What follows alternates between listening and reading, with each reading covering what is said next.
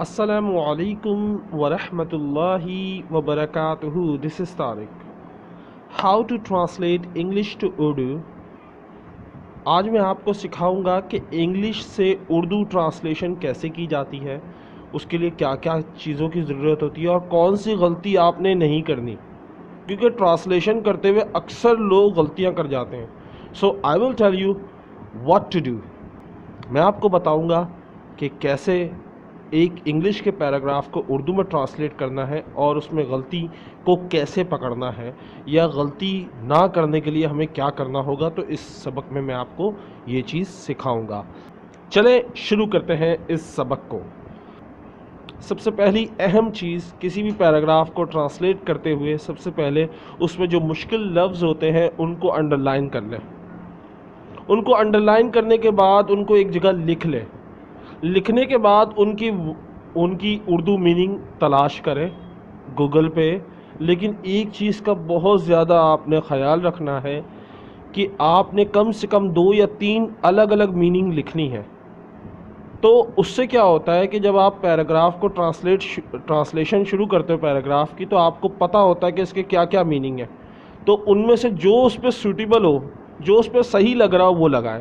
पहली चीज़ तो ये समझ लें. दूसरा, अगर फ्रेजल वर्ब है तो उसको बराए मेहरबानी गूगल पे सर्च ना करें, उसको इंग्लिश टू उर्दू ट्रांसलेशन में ना ढूंढें.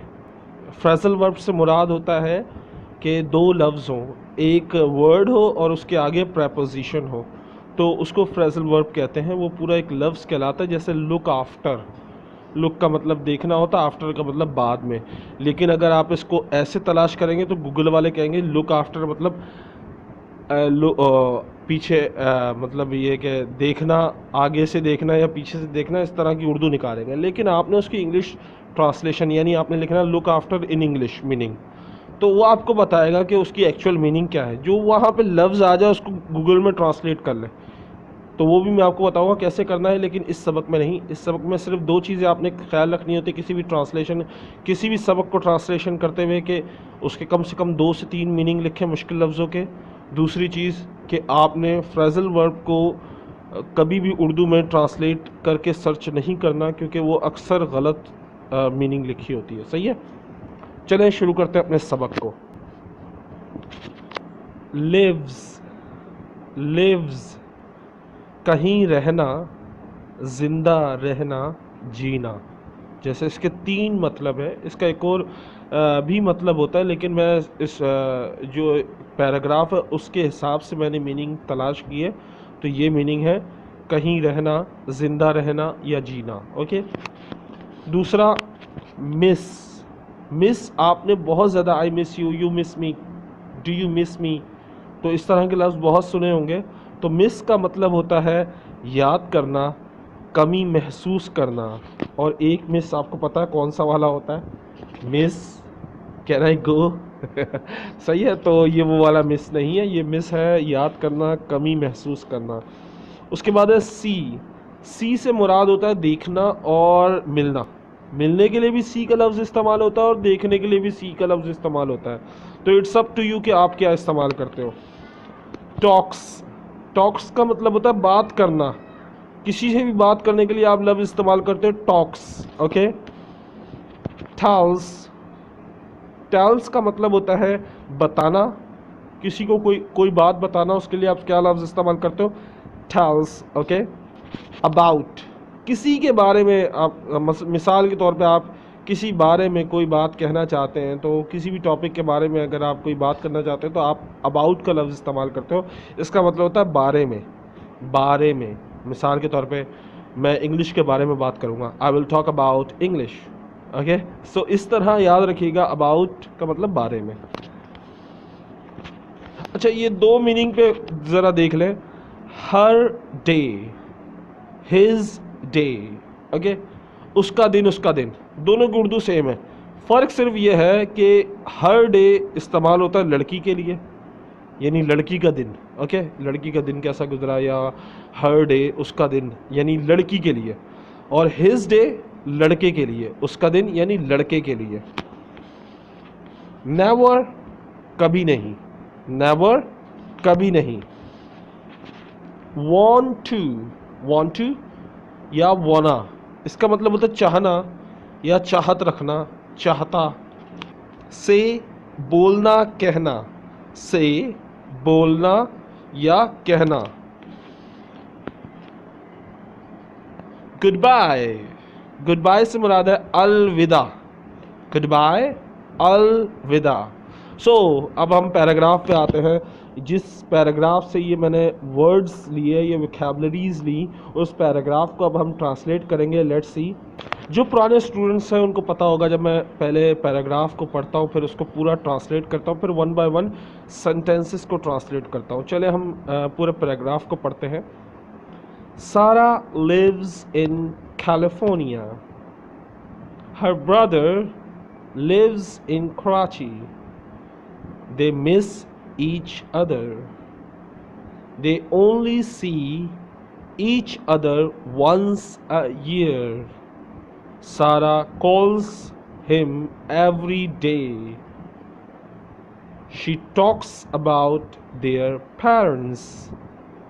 She also tells him about her day at school.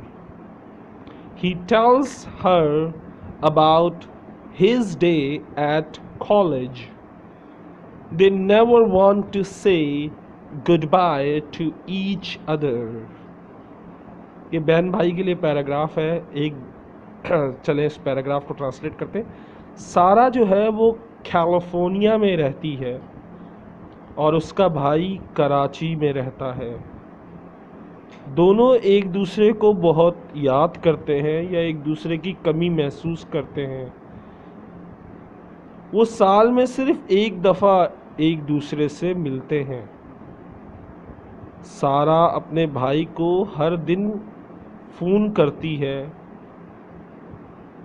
वो बताती है अपने वालिदैन के बारे में, यानी वो बात करती है अपने वालिदैन के बारे में। वो ये भी अपने भाई को बताती है कि उसका दिन स्कूल में कैसा गुज़रा। उसका भाई भी उसे बताता है कि उसका दिन कॉलेज में कैसा गुज़रा। और जब वो बात करते हैं तो उनका दिल नहीं चाहता, बिल्कुल भी उनका कभी दिल नहीं चाहता एक दूसरे को अलविदा कहने का। ये था हमारा पैराग्राफ। अब हम वन बाय वन सेंटेंसेस को ट्रांसलेट करते हैं उर्दू में। ओके। सारा एक नाम है जो सब्जेक्ट है। लिव्स एक वर्ब है। इन कैलिफोर्निया एक जगह का नाम है। सारा रहती है कैलिफोर्निया में। Sarah lives in California. Sarah California में रहती है।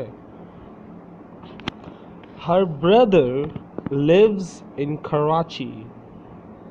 उसका भाई, हर ब्रदर उसका भाई, लिव्स रहता है, इन में कराची में। उसका भाई कराची में रहता है। Her brother lives in Karachi. They miss each other. वो एक दूसरे को याद करते हैं। दे वो दोनों या वो लोग। मिस कमी महसूस करते हैं या याद करते हैं। ईच अदर एक दूसरे को।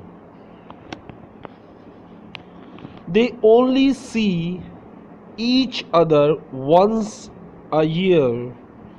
दे वो लोग, ओनली सिर्फ, सी मिलते हैं, ईच अदर एक दूसरे से, वंस अ ईयर साल में एक बार। वंस अ ईयर साल में एक बार।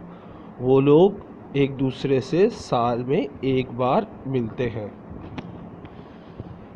सारा कॉल्स हिम एवरी डे। सारा कॉल्स, सारा फ़ोन करती है, हिम उसे, एवरी डे हर दिन। सारा कॉल्स हिम एवरी डे। सारा कॉल्स फ़ोन करती, हिम उसे, एवरी डे हर दिन। She talks about their parents.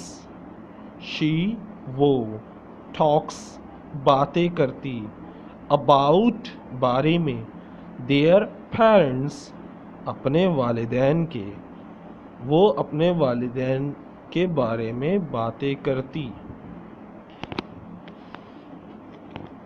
She also tells him about her day at school.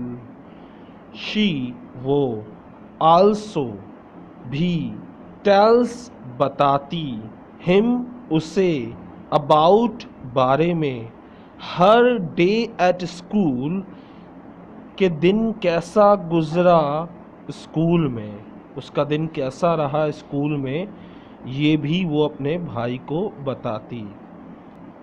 Next है he tells her about his day at college. He वो, tells बताता है, हर उसे, about बारे में, हिज डे उसका दिन, एट कॉलेज कॉलेज में उसका दिन कैसा गुजरा, ये वो अपनी बहन को बताता। They never want to say goodbye to each other. They वो, never कभी भी नहीं, want to say चाहते थे कहना, goodbye अलविदा, to each other एक दूसरे को, वो कभी नहीं चाहते थे एक दूसरे से कहें अलविदा। यानी उनसे इतनी मोहब्बत थी उन दोनों में कि उनका कभी दिल ही नहीं चाहता था एक दूसरे को अलविदा कहने का। दे नेवर वो लोग कभी नहीं, वांट टू से चाहते थे कहना, गुड बाय अलविदा, टू ईच अदर एक दूसरे को। ये था आज का सबक। मुझे ज़रूर बताएं ये सबक आपको कैसा लगा, और अगर अच्छा लगा तो अपने दोस्तों के साथ लाजमी शेयर करें। और अगली वीडियो में इंशाल्लाह मैं आपको फ्रेजल वर्ब्स के बारे में भी कुछ बताऊंगा। इंशाल्लाह अपकमिंग वीडियोस में मैं फ्रेजल वर्ब्स के बारे में डिस्कस करूंगा कि उसको ट्रांसलेट करते हुए कौन कौन सी बातों का ख्याल रखना है या उसको कैसे ढूंढना है और उसको ट्रांसलेट कैसे करना है। चलें, अल्लाह हाफिज़, टेक केयर, बाय।